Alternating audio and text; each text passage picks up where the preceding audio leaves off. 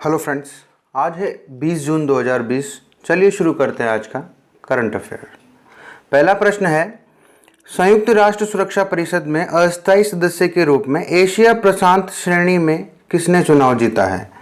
तो ये भी भारत ने जीता है, यानी कि भारत अभी यूएनएससी का अस्थायी सदस्य निर्वाचित हुआ है और भारत ने 193 सदस्यीय महासभा में 184 मत प्राप्त किए, यानी कि एक तरह से निर्विरोध चुना गया है और भारत को 2 साल के लिए चुना गया है और यह 2021-22 के लिए चुना गया है और ये शुरुआत होगी 1 जनवरी 2021 से ये प्रभावी होगा। भारत ने ये चुनाव 8वीं बार जीता है, यानी कि यूएनएससी का सदस्य भारत 8वीं बार बना है। इससे पूर्व भारत 1951-52 में बन चुका है, 1967-68 में बन चुका है, 1972-73 में बन चुका है, 1977-78 में बन चुका है, 1984-85 में बन चुका है, 1991-92 में बन चुका है तथा 2011 और 12 में भी सदस्य रह चुका है। भारत के साथ ही इस वर्ष अभी वर्तमान में आयरलैंड, मैक्सिको तथा नॉर्वे ने भी सुरक्षा परिषद के चुनाव जीते हैं। यहाँ पर ध्यान रखने योग्य बात यह है कि यूएनएससी में यानी कि संयुक्त राष्ट्र में या संयुक्त राष्ट्र सुरक्षा परिषद में स्थायी सदस्य 5 होते हैं, जो अमेरिका, ब्रिटेन यानी कि यूके, चीन, फ्रांस और रशिया हैं, और अस्थायी सदस्य 10 होते हैं जो हर 2 वर्षों में सेवानिवृत्त होते हैं, जिनमें 5 का हर साल चुनाव होता है, हर 2 साल बाद चुनाव होता है और 5 हर 2 साल बाद सेवानिवृत्त होते हैं। यूनाइटेड नेशन की बात करें तो भारत के स्थायी प्रतिनिधि कौन है? तो वहाँ पर टीएस त्रिमूर्ति हैं, जो यूनाइटेड नेशन में भारत के स्थायी प्रतिनिधि हैं। यूनाइटेड नेशन की स्थापना 24 अक्टूबर 1945 को हुई थी और 24 अक्टूबर को ही यूनाइटेड नेशन डे मनाया जाता है। इसका मुख्यालय न्यूयॉर्क में है और वर्तमान सेक्रेटरी जनरल एंटोनियो गुटेरस हैं। अगला प्रश्न है, हाल ही में फिच रेटिंग ने भारत की कौन सी सॉवरेन रेटिंग को बरकरार रखा है? तो अभी फिच रेटिंग ने भारत की BBB यानी कि सबसे कम निवेश ग्रेड वाली श्रेणी को बरकरार रखा है तथा आउटलुक में इसे स्थिर से नकारात्मक कर दिया गया है तथा कहा है, यानी कि मैं आपको बता दूं कि फिच रेटिंग ने कुछ ही दिनों पूर्व कहा है कि 2021 में भारत की आर्थिक गतिविधि 5% सिकुड़ जाएगी और फिर कुछ ही दिनों बाद ये भी कहा कि 2022 में ये 9.5% की दर से वृद्धि भी करेगी। अगला प्रश्न है, हाल ही में एडीबी ने वित्त वर्ष 2021 में भारतीय अर्थव्यवस्था के कितने प्रतिशत सिकुड़ने का अनुमान लगाया है? तो अभी एडीबी ने भारत की अर्थव्यवस्था के 4% सिकुड़ने का अनुमान लगाया है। साथ में ये भी कहा है कि 2022 में ये 5% की दर से वृद्धि करेगी। एडीबी की बात करें तो इसकी फुल फॉर्म है एशियन डेवलपमेंट बैंक। इसकी स्थापना 1966 में हुई थी। इसका मुख्यालय मनीला में है और मनीला फिलीपींस में है। वर्तमान प्रेसिडेंट इसके मसात्सुक अस्कावा हैं। अगला प्रश्न है, WEP 2020 टेक्नोलॉजी पायनियर्स की सूची में कौन सी भारतीय कंपनी शामिल हुई है? तो इसमें जेस्ट मनी व स्टेल एप्स नाम से 2 कंपनियां हैं, वो शामिल हुई है। जेस्ट मनी आर्टिफिशियल इंटेलिजेंस आधारित डिजिटल प्लेटफॉर्म है एक, और Stellapps internet of things आधारित एक स्टार्टअप है। WEP की बात करें तो इसकी फुल फॉर्म होती है वर्ल्ड इकोनॉमिक फोरम, जिसकी स्थापना 1971 में हुई थी। मुख्यालय इसका स्विट्जरलैंड में है और इसके फाउंडर और हेड है क्लाउस संचयाव। अगला प्रश्न है, केंद्र सरकार ने रोजगार के अवसर बढ़ाने के लिए कौन सा अभियान लॉन्च किया है? तो अभी भारत सरकार ने गरीब कल्याण रोजगार अभियान शुरू किया है रोजगार के अवसर बढ़ाने के लिए। यहाँ पर यह ध्यान रखने योग्य बात है कि यह अभियान बिहार के खगड़िया जिले के ब्लॉक बेलदौर के ग्राम तेलिहार से शुरू किया गया है। खगड़िया जिले के बेलदौर ब्लॉक है और तेलिहार गांव से शुरू किया गया है। यह अभियान 6 राज्यों में शुरू किया गया है फिलहाल तो, और ये 6 राज्य कौन से हैं? उत्तर प्रदेश, मध्य प्रदेश, राजस्थान, ओडिशा, झारखंड और बिहार। यह अभियान 125 दिन चलेगा तथा यह 12 मंत्रालयों का समन्वित प्रयास है। अब ये बिहार से शुरू किया गया है तो इसे बिहार में देख लेते हैं। बिहार का क्या है? अब तो बिहार की राजधानी पटना है, सीएम है नीतीश कुमार और गवर्नर है फागू चौहान। अगला प्रश्न है, हाल ही में AIIB ने भारत को कोविड-19 प्रतिक्रिया के लिए यानी कोविड-19 के लिए उससे लड़ने के लिए कितने ऋण की मंजूरी दी है?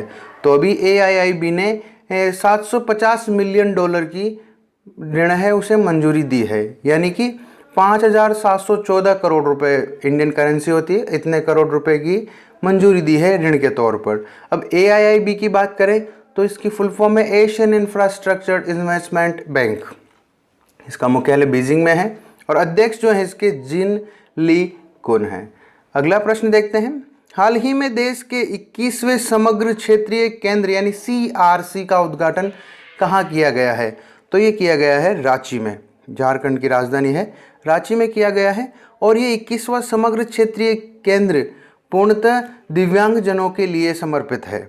इसका उद्घाटन सामाजिक न्याय व अधिकारिता मंत्री थावरचंद गहलोत ने किया है और साथ ही केंद्रीय जनजाति कार्य मंत्री अर्जुन मुंडा द्वारा भी किया गया है। झारखंड की बात करें तो झारखंड की राजधानी रांची है, मुख्यमंत्री हेमंत सोरेन है और गवर्नर द्रौपदी मुर्मू है। अगला प्रश्न है, हाल ही में BCCI के पहले लोकपाल जस्टिस DK जैन का कार्यकाल कितना बढ़ाया गया है? तो अभी BCCI के जो लोकपाल हैं उनका कार्यकाल 1 साल का बढ़ाया गया है और ये BCCI के पहले लोकपाल थे जो फरवरी 2019 में नियुक्त हुए थे। BCCI की बात करें तो इसकी फुल फॉर्म है board of control for cricket in India. इसके अध्यक्ष हैं अभी सौरभ गांगुली और इसका मुख्यालय मुंबई में है। अगला प्रश्न है, चौथे एशियाई युवा पैरा गेम्स 2021 की मेज़बानी कौन करेगा? तो ये बहरीन द्वारा चौथे एशियाई युवा पैरा गेम्स 2021 की मेज़बानी की जाएगी और ये दिसंबर 2021 में होंगे। अब बहरीन की बात कर लेते हैं तो बहरीन की राजधानी मनामा है और मुद्रा वहाँ की बहरीन दिनार है और वर्तमान किंग जो हैं हमद बिन ईसा अल खलीफा है। अगला प्रश्न है, हाल ही में सस्टेनेबल गैस्ट्रोनॉमी डे कब मनाया गया है? तो ये 18 जून को मनाया गया है। सस्टेनेबल गैस्ट्रोनॉमी डे 18 जून को मनाया गया है। साथ ही 18 जून को ऑटिस्टिक प्राइड डे भी मनाया जाता है। 18 जून को ही ऑटिज्म डे की जैसे हैं ये ऑटिज्म डे अप्रैल में मनाया जाता है। ऑटिज्म एक मानसिक बीमारी है और उससे ही रिलेटेड है ये, पर ये प्राइड डे है, ऑटिस्टिक प्राइड डे जो 18 जून को मनाया जाता है। साथ ही 18 जून को अंतर्राष्ट्रीय पिकनिक डे यानी पिकनिक दिवस भी मनाया जाता है। 18 जून को पिकनिक एक फ्रेंच लैंग्वेज का शब्द है जो वहाँ पर विकसित हुआ था। अब बात करते हैं अगले प्रश्न की। तो अगला प्रश्न है, international day of family remits कब मनाया गया? तो ये 16 जून को मनाया गया था और 2020 में इसकी थीम प्रेषण एक जीवन रेखा है यह थी, यानी कि प्रेषण एक जीवन रेखा है। इस थीम के साथ 16 जून को फैमिली रेमिट्स डे मनाया गया था। अगला प्रश्न है, हाल ही में जारी विश्व प्रतिस्पर्धा सूचकांक WCI 2020 में भारत किस स्थान पर रहा है? तो इसमें भारत 43वां स्थान यानी कि 43वां स्थान रहा है और 2019 में भी इसका 43वां ही स्थान था, यानी भारत ने अपनी रैंक या अपना स्थान बरकरार रखा है। 2018 में 44वां था और 2017 में 45वां स्थान था भारत का। अब इस 2020 WCI 2020 की रिपोर्ट में बात कर लेते हैं। प्रथम स्थान किसका है? तो ये सिंगापुर का है, दूसरा स्थान डेनमार्क का है और तीसरा स्थान स्विट्ज़रलैंड का है। इसमें बात करें तो इस रिपोर्ट को IMD ने जारी किया है, यानी कि इंस्टीट्यूट ऑफ मैनेजमेंट डेवलपमेंट द्वारा जारी किया गया है। अगला प्रश्न देखते हैं, चीन भारत के बीच हुए खूनी संघर्ष यानी कि जो झड़प हुई है उसके बाद सरकार ने कौन से हाईवे को आम लोगों के लिए बंद कर दिया गया है? तो ये श्रीनगर लेह हाईवे को अभी बंद कर दिया गया है भारत सरकार ने। अगला प्रश्न है, किस देश में आयोजित द्वितीय विश्व युद्ध के 75वें विजय दिवस परेड में भारत अपनी तीनों सेनाओं के दल को भेजेगा? तो ये रूस में भेजेगा। भारत अपनी तीनों सेनाओं के एक दल को परेड के लिए 75वां विजय दिवस परेड मनाया जा रहा है रूस में, वहाँ भेजेगा और ये 24 जून को होगा। रूस की बात करें तो रूस की राजधानी मॉस्को है और वहाँ के प्रेसिडेंट है व्लादिमीर पुतिन और वहाँ की संसद का नाम है ड्यूमा। अगला प्रश्न है, अरट्टू उत्सव कहाँ मनाया जाता है? तो ये केरल में मनाया जाता है सबरीमाला मंदिर में और इसे हाल ही में कोरोना वायरस के चलते रद्द कर दिया गया है। आज का अंतिम प्रश्न देखते हैं। तो हाल ही में किसने ऑनलाइन बाल यौन शोषण से निपटने के लिए प्रोजेक्ट शुरू किया है?